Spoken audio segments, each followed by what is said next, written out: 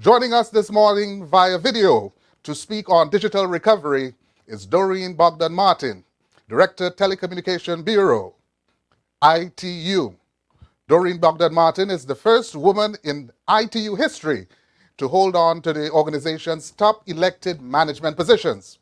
She's a strategic leader with more than 30 years' experience at a high level in international and intergovernmental relations and a long history of success in policy and strategy development, analysis, and execution.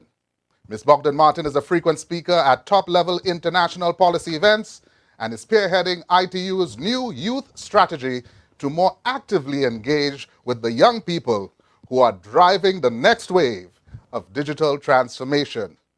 Let's go to Doreen's video. Good morning. It's a great pleasure to deliver this morning's opening keynote at the 36th session of the CANTO Conference and Exhibition, which is such a key event for the Caribbean region. I've been invited to speak today on the theme of digital recovery, a topic that is uppermost in the minds of all of us as we struggle to respond to the economic and social disruption on a scale far beyond anything the world has ever faced. The past 18 months have been a watershed in the way that we look at connectivity. For those of us who enjoy a fast, affordable connection, access to the internet has quite literally been a lifeline. But let us not forget that the majority of the world's people are not so lucky. 3.7 billion have still never, ever been online. And for far too many, getting online remains too expensive, too slow, or simply too inaccessible to play any meaningful role in improving their lives.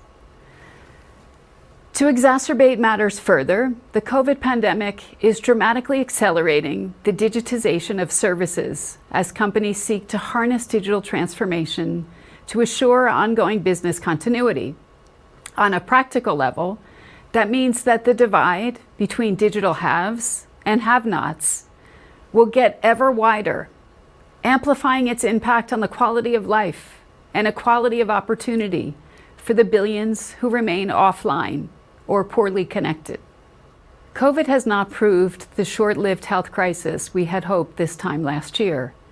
Instead, it has emerged as a powerful game changer and one whose enduring effects on the ICT sector will perhaps be felt most keenly of all. There can be no doubt now that digital will be at the heart of every nation's social and economic recovery.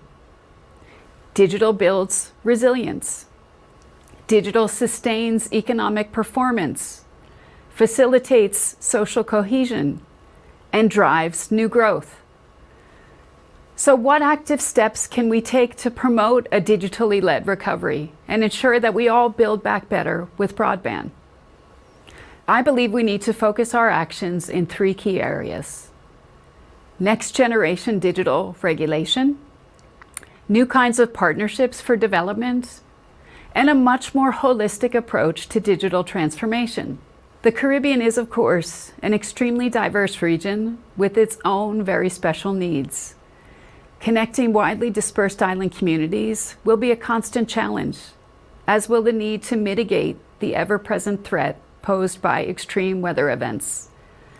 Encouragingly, it's great to see that the region overall has been making steady and impressive progress, and it's now reaping the rewards of many years of hard work, investment, and political commitment to extending access to high-quality networks and services to all the region's communities.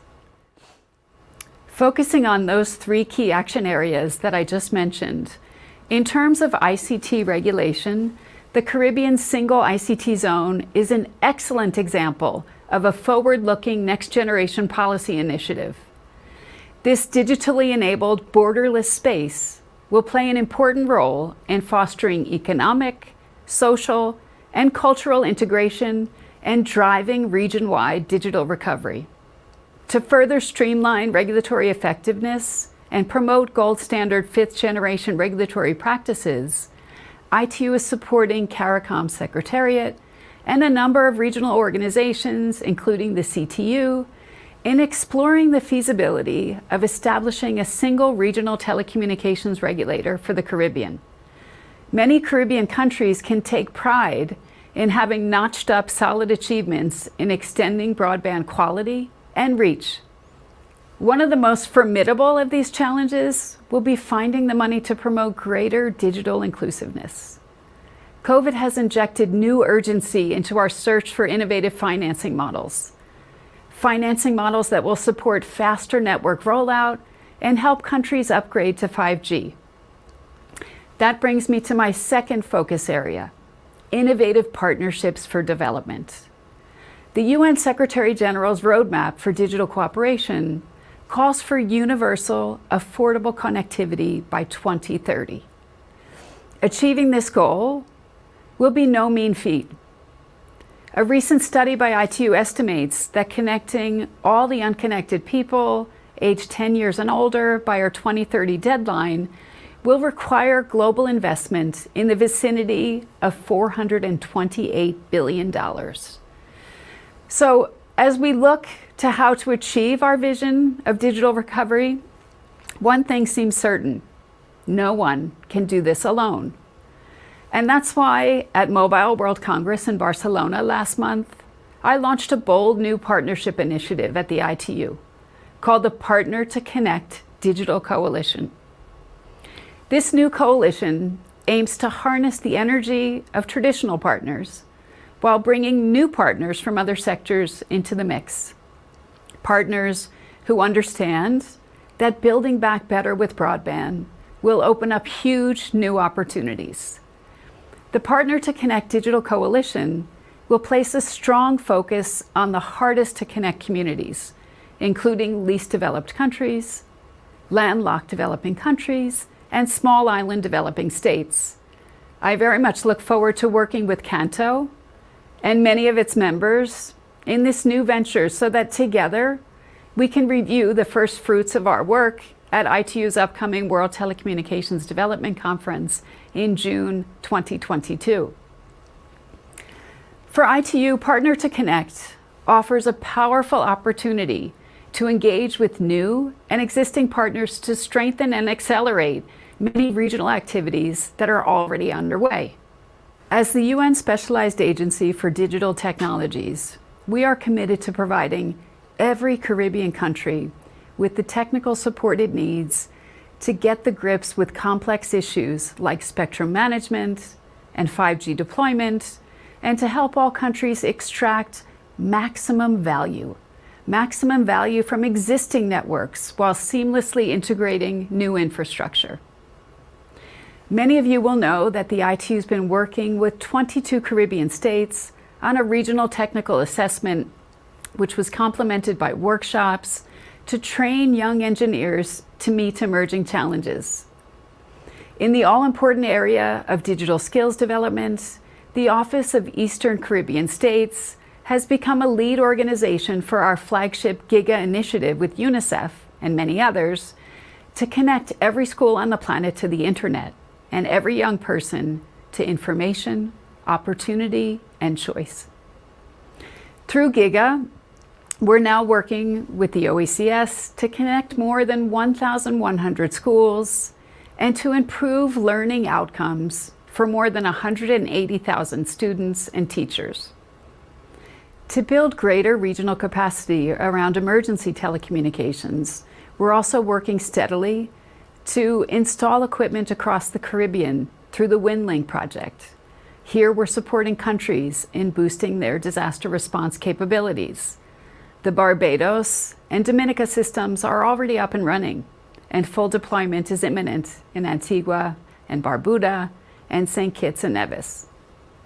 Meanwhile, we've completed work in St. Lucia on its national emergency telecommunications plans, and we're currently working with Dominica and Grenada on their plans. We're also in talks with other Caribbean countries seeking assistance to develop their own plans. In addition, through our Connect to Recover initiative, we're working with Haiti to boost digital literacy through the development of tech hubs in two of the country's most disadvantaged communities. Each hub will provide classes on digital basics, robotics, personal knowledge development, and more, fostering digital skills in the community and opening new career opportunities for participants. Ladies and gentlemen, ITU is involved in many more projects and partnerships across the Caribbean region, from actions to strengthen cybersecurity, to our Smart Seas project to use technology to protect small fishing vessels from dangerous weather conditions, to the regular direct deployment of emergency equipment in the aftermath of a catastrophe, most recently to the Bahamas after the destruction caused by Hurricane Doreen. All of these actions are important, but they must be underpinned by national frameworks that more effectively realize the power and potential of digital transformation. And that brings me to my third focus area: new governmental approaches. In the spirit of the UN Secretary General's roadmap, developing impactful, forward-looking policies that meet the needs of local people will mean bringing a more diverse range of voices to the table, particularly traditionally marginalized groups, such as women, youth, indigenous, rural or remote communities, people living with disabilities, and the elderly. Most critically, it will also require governments to embrace a much more holistic approach to digital transformation, moving away from siloed implementations and bespoke systems towards a true whole-of-government approach, an approach that views digital platforms as the underlying bedrock for every type of government service and interaction. Past experience has shown us that digital silos are not just costly, they also fail to leverage the true transformational effect of new technologies. To help countries implement this new approach, ITU is working with Estonia, Germany's GIZ, and the Digital Impact Alliance to accelerate the digitization of government services in support of the 17 SDGs through a shared digital government service platform. These platforms are based on reusable, interoperable digital building blocks that can be deployed by any agency to rapidly build new services. Ladies and gentlemen, whatever the shape of our world post-COVID, there's no doubt that digital is going to define every single aspect of that new normal. As we look towards ITU's upcoming World Telecommunications Development Conference, it is clear that we have a once-in-a-generation opportunity to translate the focus every government is now according connectivity into unprecedented progress in digital inclusion.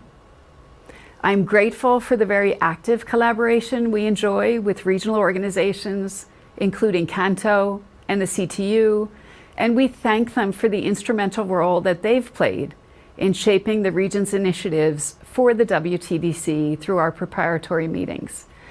So let me just close by reiterating ITU's commitment to continuing to work productively together and to partnering with all of you on projects that address your most urgent national and regional priorities, as well as on the longer-term initiatives aimed at building regional recovery and resilience to help the Caribbean region capitalize on tomorrow's exciting new digital opportunities.